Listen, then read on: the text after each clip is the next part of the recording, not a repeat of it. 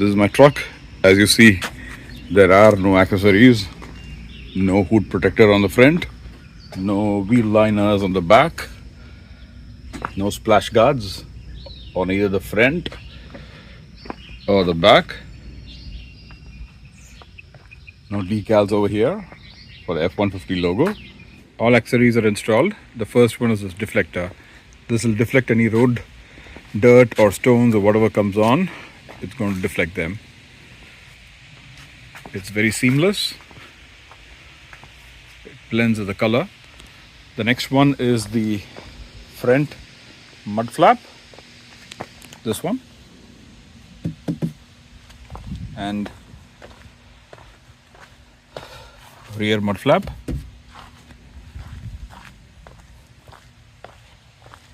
Both the sides.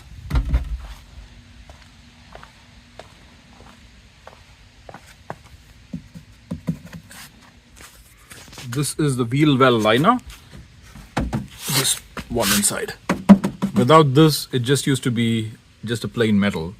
So seeing this, it's fully covering it. It's the F150 Ford logo.